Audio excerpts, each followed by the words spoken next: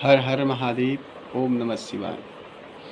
देवताभ्यो पितरेभ्यो महायोगिनीभ्य एवं च नमः स्वाहा सुधा नित्यमयी नमो नमः।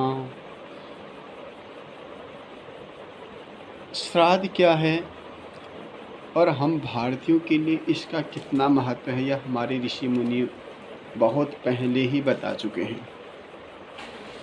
और इसके अलावा श्राद्ध के बारे में जितना हमारे ऋषि मुनि देव ने वर्णन करा गया है वह बहुत अधिक है, लेकिन हमें उसकी ज़रा भी जानकारी आज नहीं है।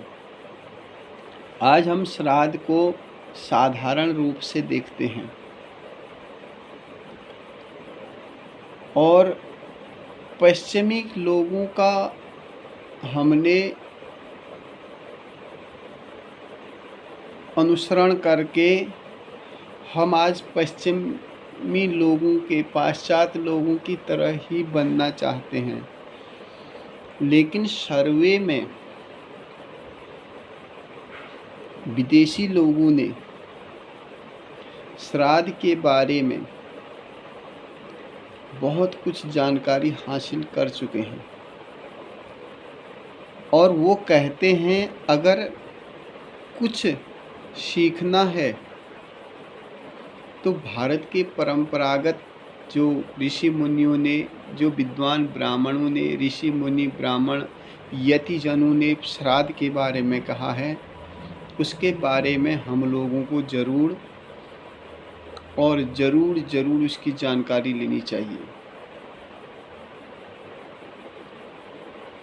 वो भी यह कहते हैं भारतीयों के पास में 16 दिन का ऐसा समय है जिसे वो महालया पार्वण श्राद्ध कहते हैं। उन 16 दिनों में पितरों से मिलने के लिए ही बनाया गया है, इसलिए पितृ उनसे मिलने के लिए आते हैं। और यह भी कहते हैं कि शाश्वत सार्वभौम समीची सत्य को उजागर करने के लिए और अपने पूर्वजों के साथ संपर्क करने की कोई विधि है तो वह सिर्फ भारतीयों के पास में है। श्राद्ध विधि, तर्पण विधि जो वो गंगा जी, गया जी आदि तीर्थों में जाकर के करते हैं, इसका महत्व ज़रूर है, क्योंकि वह अपने पितरों को तृप्त करते हैं और उनके पितर अति प्रसन्न हो जाते हैं।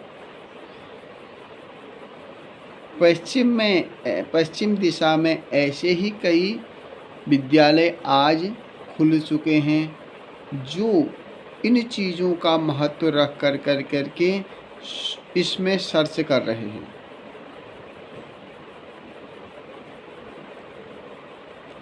वहाँ के वैज्ञानिकों ने कहा कि वैज्ञानिक जो विधि है, यह भारत का जो श्राद्ध है वह साधारण नहीं है, ये कोई ढकोसला नहीं है। यह विधि पितरों से संपर्क स्थापित करने की विधि को ही श्राद्ध कह रखा है। और सत्य बात यही है कि पुण्य आत्माओं से मिलने का यह समय बहुत अच्छा है, यह भी बता रखा है। हमारे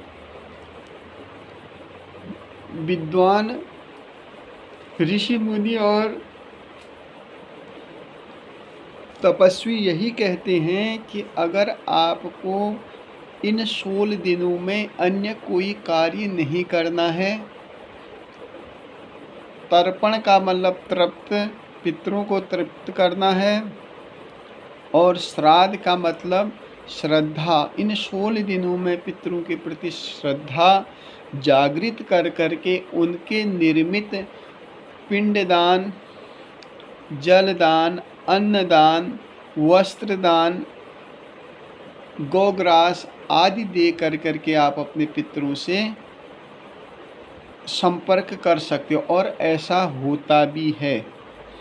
आप अगर विधि विधान से शास्त्रीय नियमों के अनुसार श्राद्ध करते हैं तो निश्चित ही समझो आपके पितृ आपसे मिलने के लिए ज़रूर इन 16 दिनों में आते हैं। और जो आप दान कर्म पुण्य आदि उनको देते हैं, उससे कई गुना वह तुम्हें देते हैं। और दूसरी चीज़, आपकी जो श्रद्धा विश्वास आपका जो बनता है वह अटूट हो जाता है। अगर विश्वास के साथ पितरों का श्राद्ध करा जाए तो पितृ आज भी उस घर में प्रवेश कर के उस अन्न का भाग, जल का भाग, वस्त्र का भाग स्वीकार करते हैं। इसलिए पितृ कार्य में उदासीन न हो, पितृ कार्य जरूर करें। श्राद्ध आदि अगर आपने गया, गंगा आदि तीर्थों में, बद्रीनाथ जी में अगर श्राद्ध कर दिया, तब भी आप पिंड दान कर दिया, तब भी आप श्राद्ध कर सकते हैं, तब भी आप श्राद्ध करें। यह कहीं पर नहीं लिख रखा है कि आप श्राद्ध करने के बाद फिर घर पर श्राद्ध, यह तो लोग बागों ने अपनी स्वेच्छा से कि अब नहीं करना है, यह गलत है।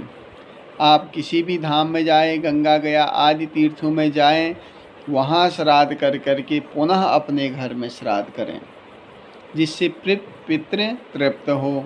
यही नहीं, आपने हजारों करोड़ों बार जन्म ले चुके हैं, आज अगर आप श्राद्ध तर्पण दान करते हैं तो हजारों बार के जो पितृ आपके बने हुए हैं, अन्य अन्य योनियों में हैं, वहाँ उनको तृप्ति मिलती है। अगर कोई स्वर्ग को चले गया है, देवी स्वर्ग में अप्सरा बन गया, देवी व देवता बन गया, तब भी उनको अमृत का पान करने का सौभाग्य प्राप्त होता है।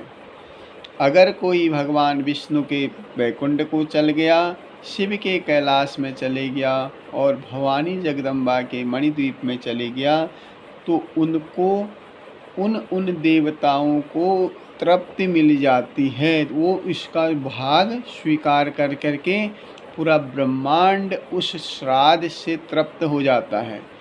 इसलिए भूल न करें, अपने पितरों का श्राद्ध छोड़ें नहीं। आजकल भूत प्रेतादि का नाम से श्राद्ध छूट जा रहे हैं, यह बिल्कुल सर्वथा अन्याय है, सर्वथा पाप है।